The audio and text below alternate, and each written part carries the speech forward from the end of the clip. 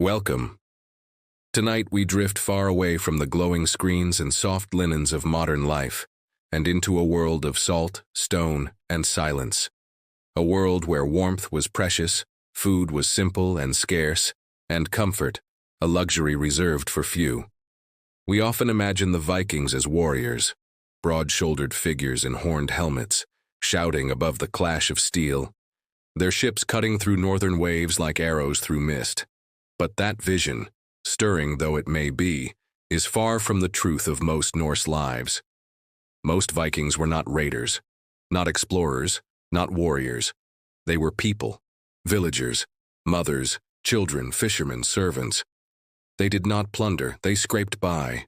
Tonight we're stepping into that quieter, colder life, the one without glory songs or great battles, the Viking life that whispered rather than roared.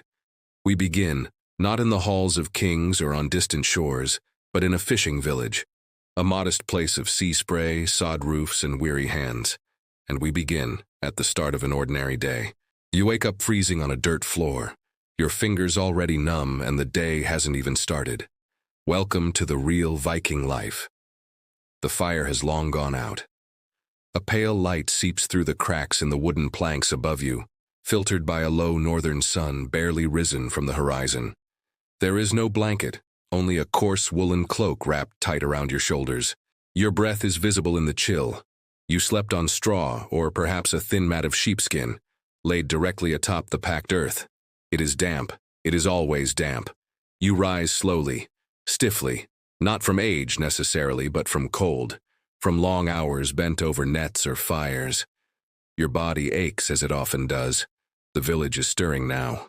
Not with the chatter of joy or bustle of ambition, but with a slow, methodical rhythm, a rhythm shaped by survival. The hut is small. Perhaps you share it with 5 or 6 others. There is little privacy. A central hearth sits cold and blackened, its smoke hole above offering little protection from wind or rain.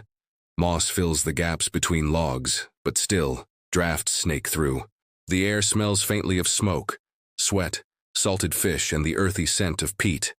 Outside, the world is gray and biting. A low fog clings to the coastline. You hear the gulls before you see them, distant, calling, their cries echoing over the waves. The sea is always near. It gives, and it takes. You pull on a tunic of coarse wool, stiff from repeated use, patched with bone needle stitches made by someone who knows this fabric like the back of their hand. Your shoes are leather, soaked and dried too many times to count. Lice are a constant companion. They dwell in seams, in hair, in bedding. No one speaks of them much, they're simply there. You make your way to the shore, joining others who work with you, silently, habitually. You haul in heavy nets laden not with bounty but with modest promise. Herring, cod, perhaps flounder. These are smoked or salted quickly. Preservation is not optional, it is survival. And always the weather threatens. A sudden storm, a rogue wave, ice creeping into fingers and rigging. The sea is not a neighbor here. It is a sovereign, and it has no favorites. Back home, the midday meal might be a thin porridge, or some bread made from barley and root flour, chewed slowly by the hearth. If there's fish, it is salted, tough, and cold. There is rarely meat, and even more rarely, vegetables except in summer. Freshness is fleeting. Water must be fetched from wells or rain barrels. There is no plumbing, no warm bath. Cleanliness is aspirational rather than achieved. You may scrape your skin with bone combs, clean your hair with lye soap, or rinse in icy streams. But the grime of living returns quickly. Women rise early, work late. They are brewers, weavers, childbearers, healers, and keepers of the hearth. Children fetch water, gather wood, learn by doing. There is no school, only the village and its customs. Illness, when it comes, is rarely named. It arrives in fevers, in coughs, in strange swellings, or wasting away. Healing is herbal, ritual, and inconsistent. A minor wound can fester. A cold can linger and claim a life. Death visits often and without ceremony. And yet this life is not empty. It is filled with ritual. Quiet, persistent, woven into the day. Offerings are made to the gods of hearth and sea. Runes are etched into tools, spoken over with words passed down. The past lives in the present. Ancestors whispered to, remembered.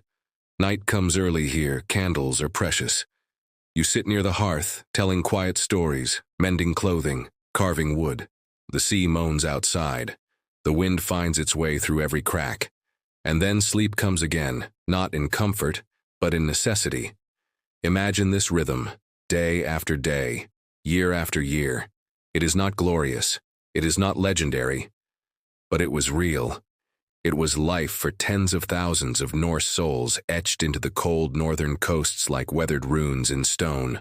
If you enjoy falling asleep to the quiet horror of history, don't forget to subscribe for more.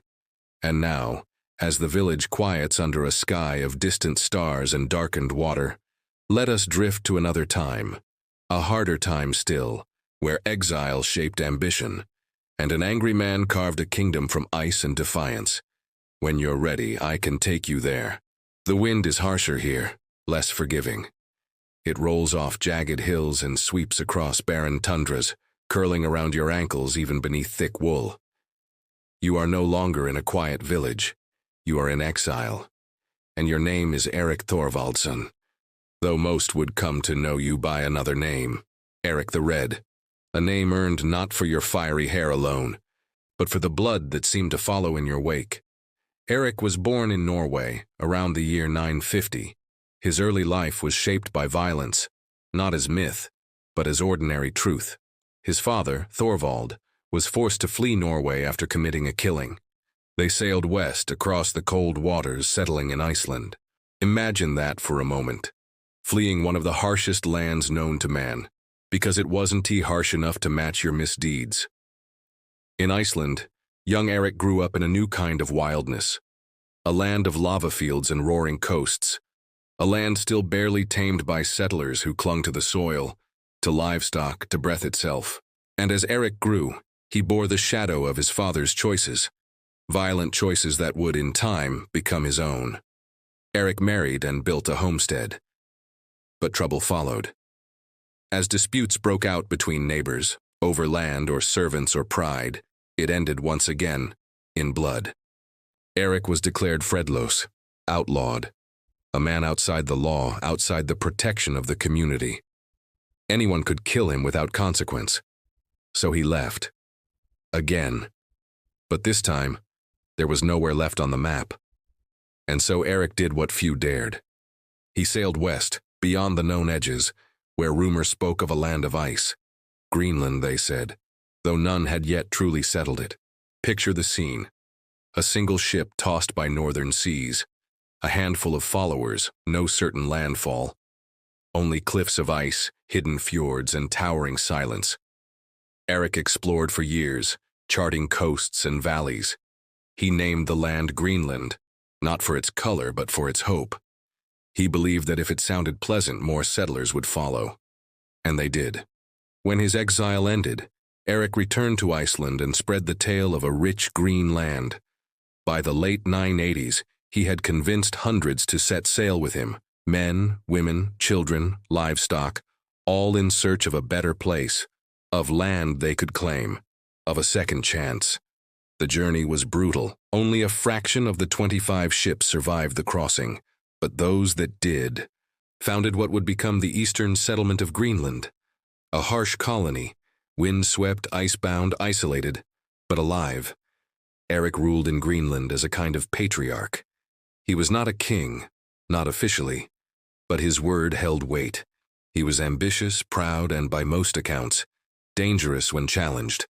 His house, Brattahlid, stood near present-day Kasiarsuk, in the deep fjords of southern Greenland. A long house of turf and timber, it stood against the storms like a bent knee in prayer. He had 4 children, among them a son who would surpass even Erik's legacy, Leif Erikson.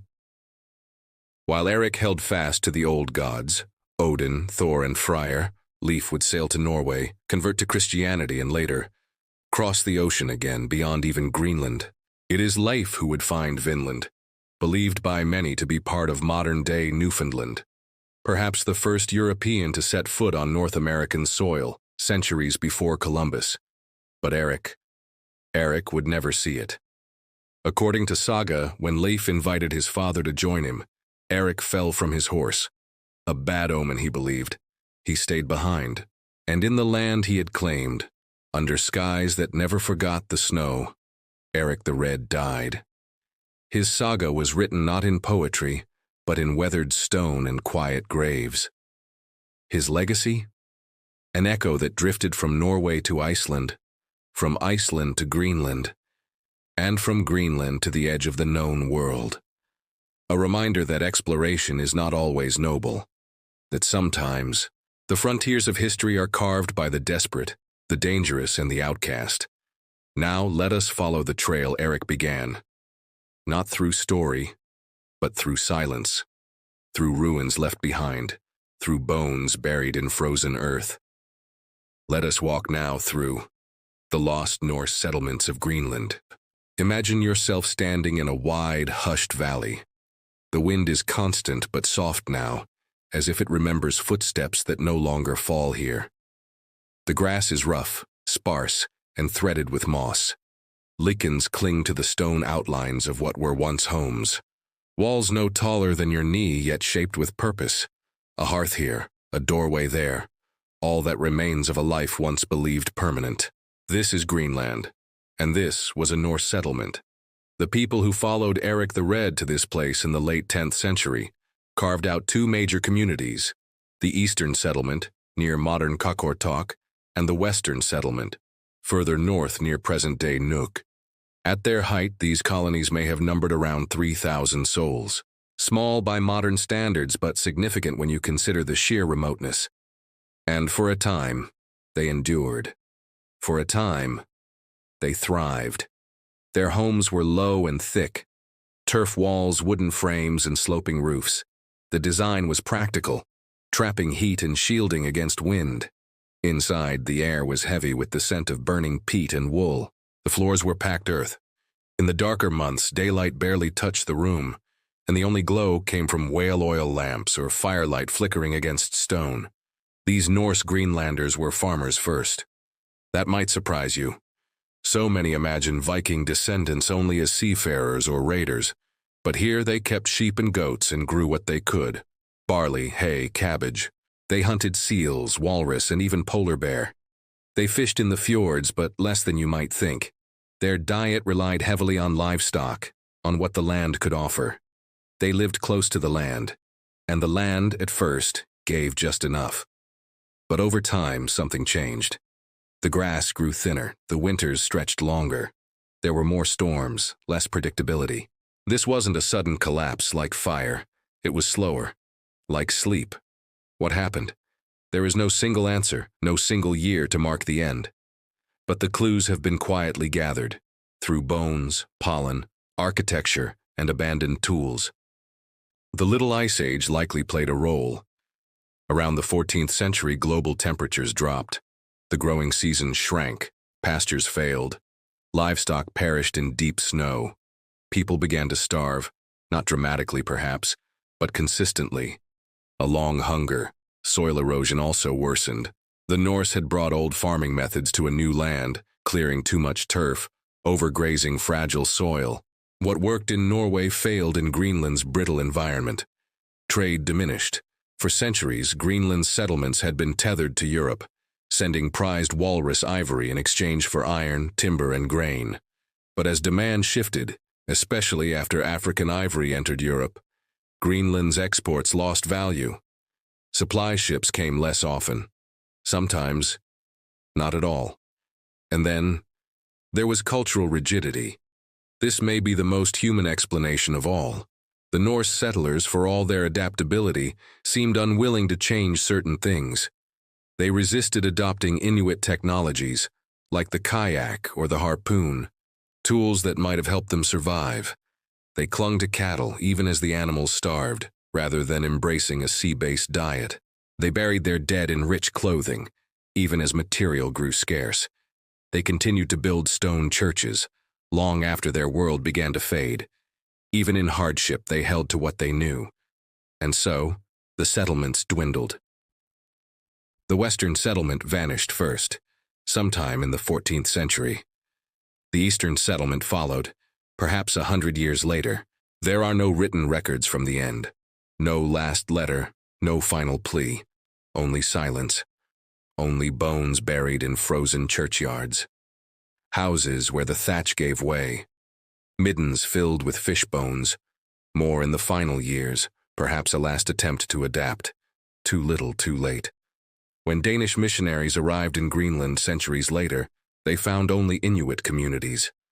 The Norse were gone, not erased, but forgotten. Imagine that. 1,000 people simply gone. No war, no conquest, just cold, hunger, distance, time. The stone walls remain. You can walk among them today. You can press your hand to the turf bricks they stacked. You can see where the hearth once stood. If you're still, you can almost hear the sound of a child crying, the bleat of a starving goat, a prayer whispered in a foreign tongue, and then the wind takes it all.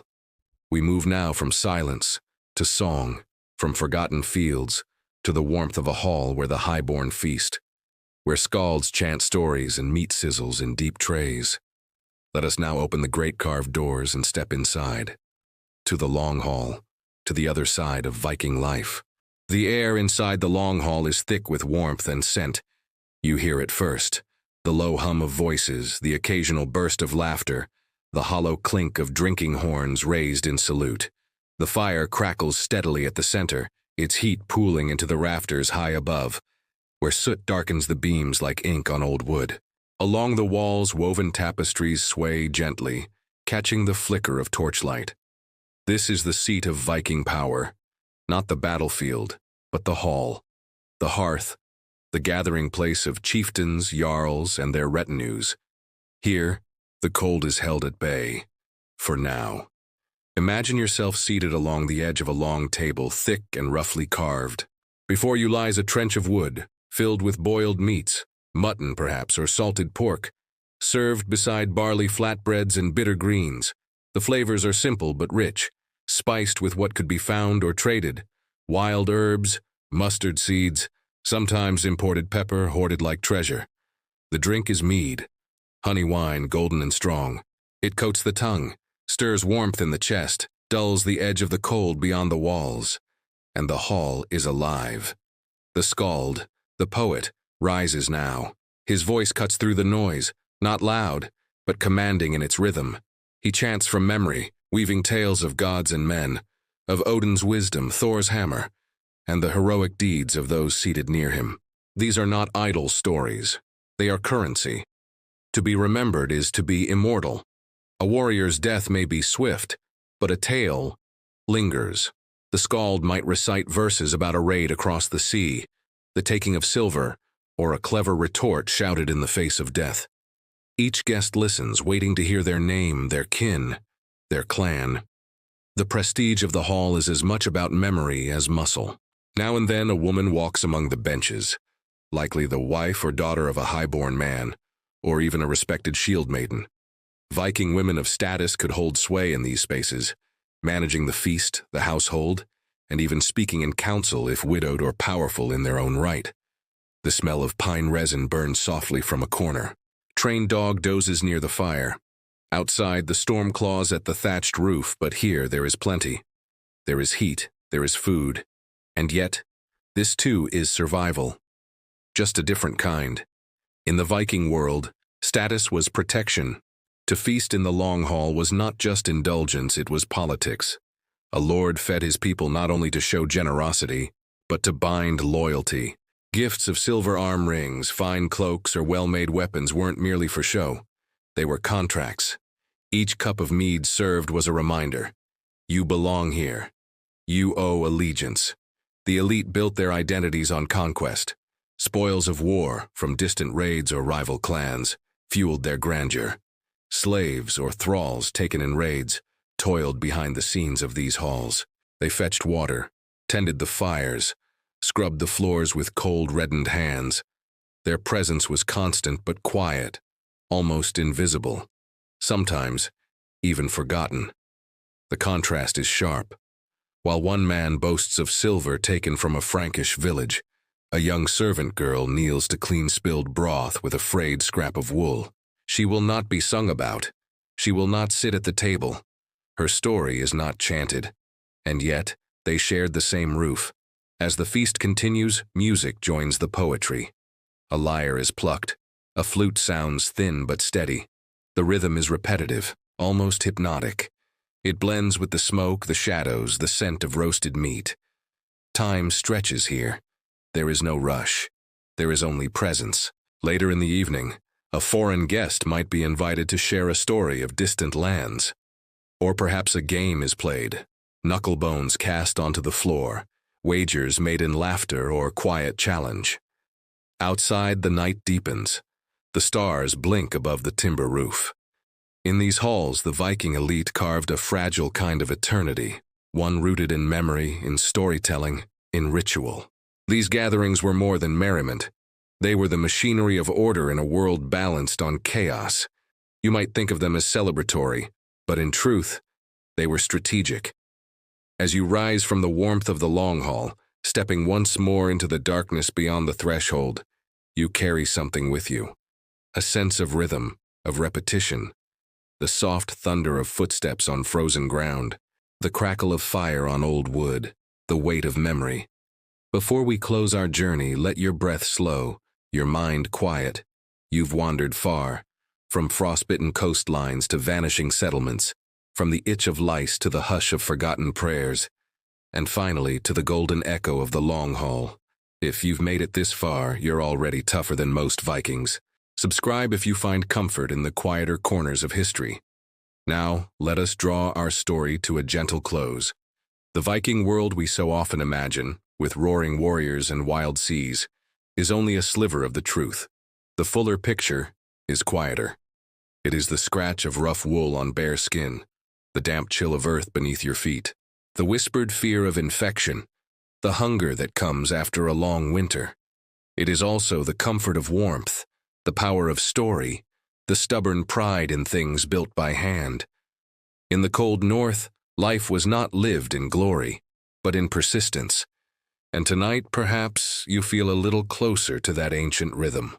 So rest now. Let the flicker of history lull you. Let the past in all its calm and quiet sorrow keep you company a little longer. Good night, traveler, until the next tale.